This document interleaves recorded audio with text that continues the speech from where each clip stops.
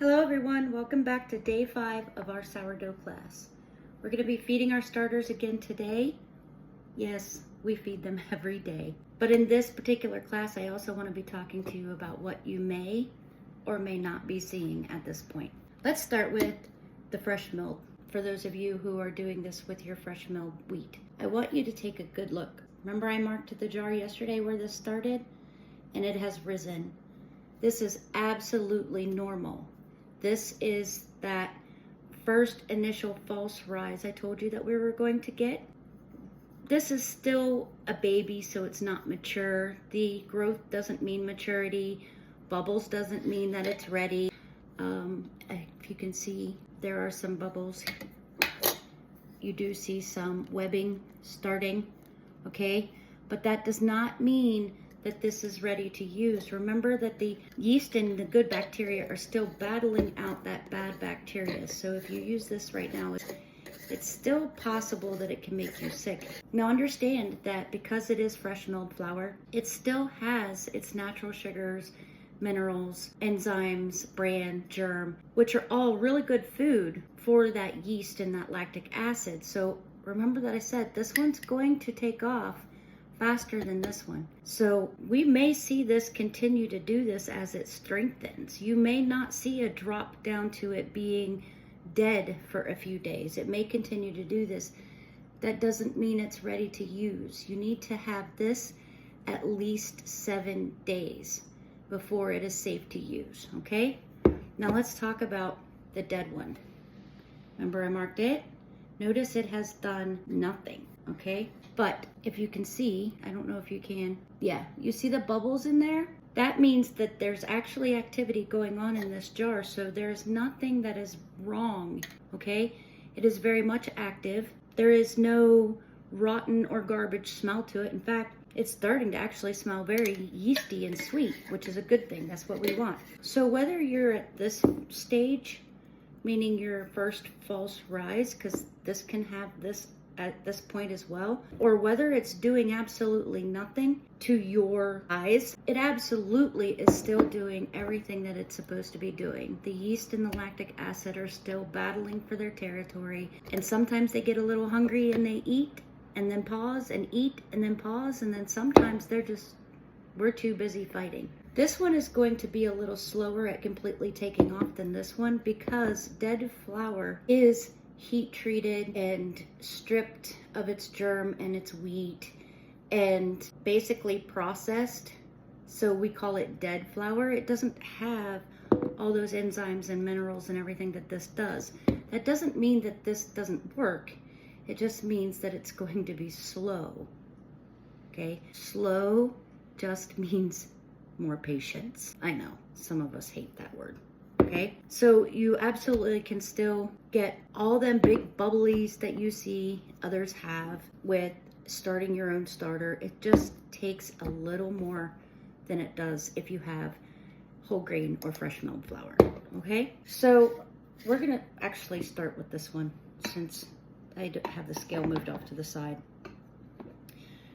Remember that we do this in the bowl so it's easier to stir, and then transfer it back to the jar. And we're gonna do that 1 tablespoon of starter. Notice that this is slightly more thick than it was yesterday, which is a good thing.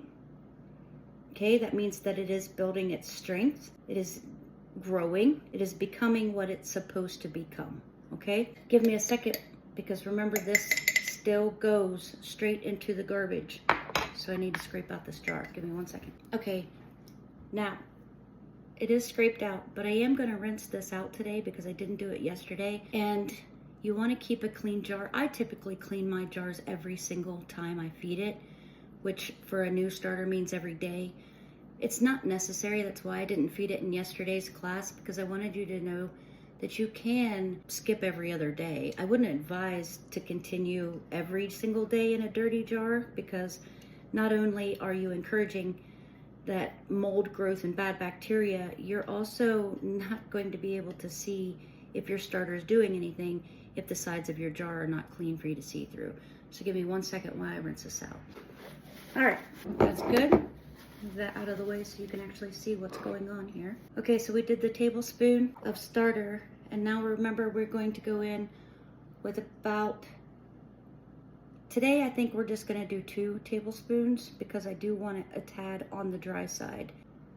Okay, and then we have our 1/4 cup of flour here, gently mix. If you remember in yesterday's video, I mixed the starter into the water and made it milky before I stirred in the flour.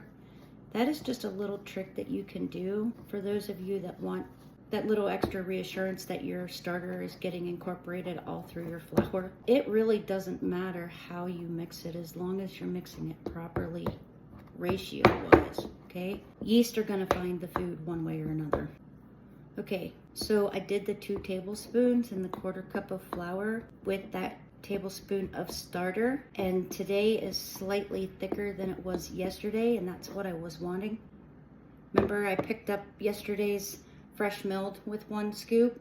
I'm doing the same today with this, okay? This is called a stiff starter, and what it does is it allows that yeast and lactic acid to have a bit more food and a little less travel lane to get to it, okay? So mixed it, put it in there, flatten it out on your jar bottom, okay? Get as much of them air bubbles out as you can so you can tell when it's gassing and not your air bubbles from putting it in. Okay, and then of course again today we're going to mark the jar because we want to see if it's going to do anything, right? So remember, mark it right at the top of your starter. Put the lid on. Again, no mixing, no feeding, just let it rest for 24 hours, okay? All right, now with the fresh milled, this one, remember that we do on our scale. Okay, so put your bowl on first before you turn it on because you're weighing starter, flour, and water, not your bowl, all right? We're gonna go again with 25 grams of flour, or sorry, it's been a day. 25 grams of starter, 25 grams of water, and 25 grams of flour. Look at that. Beautiful.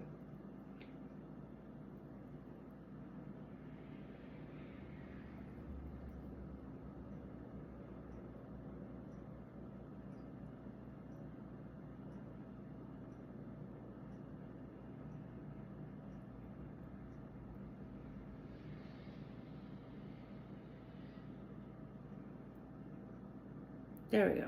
Now give me a second while I go clean this jar as well. Okay, again, scraped out, and I'm gonna rinse it out. Okay, nice and clean jar once again. You can see through it. Gonna do the 25 grams of water, and actually my scale is showing 27 grams of starter, so remember that we're gonna do equal parts, okay? So I'm gonna zero out my scale so I don't mess that up. And we're gonna go in with 27 grams of water, okay? And 27 grams of flour.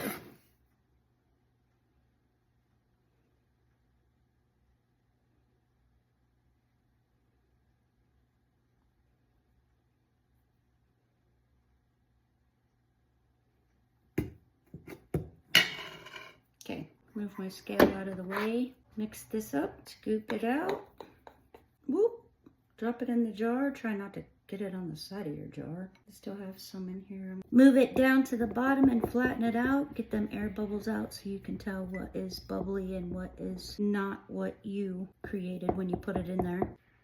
Okay, obviously you're not going to get all the air bubbles. Just kind of remember which ones are yours, although this one's probably going to really show you tomorrow which air bubbles were your air bubbles and which one are gas bubbles from the culture. I'm just cleaning off that little mess that I made on the side of the jar because I'm OCD. Okay, so what I want you to take away from today is fresh milled flour is going to react faster than your store-bought bread flour. Okay, it doesn't mean that you've done anything wrong if you're using store-bought flour. That's just the way that the flour reacts because of the natural enzymes, minerals, and bran and stuff that's still left into the fresh milled flour that's not available in your store-bought flour. So again, like I said, to you a couple of videos ago, this one's actually going to be ready far before that one is. The standard when you're doing these is if you are doing it with solid 100% fresh milled flour, it's going to be ready in terms of safety around 7 days. Fresh store-bought flour, the standard for that isn't until 14 days. So you kind of see the difference. Also, there's actually when I say that it brings the wild yeast out of the air into the jar, in the fresh milled flour already has its own wild yeast, so it's kind of got a little head start on your store-bought flour. And that's why you'll hear a lot of people say, if your store-bought flour is not thriving, let's say that you took it out of the refrigerator and you're trying to wake it back up, most people will tell you to add some rye flour or some whole grain flour, because those still have those natural enzymes and sugars in there to feed the starter with even more yeast. And sugar being a superfood, for any of you that do yeast breads, you know that you bloom your dry active yeast in sugar or honey or something sweet, because that is a superfood. It gets it going extremely fast. So again, tonight we're just going to let them sit and come back tomorrow. We'll see how they're acting, and we'll tell you at what stage they're in tomorrow or what stage you should be seeing. I'll see you then. Don't forget, I keep forgetting to remind you, there are the written lessons that go along with these videos that tell you the why. The videos just tell you the what. I'll see you tomorrow.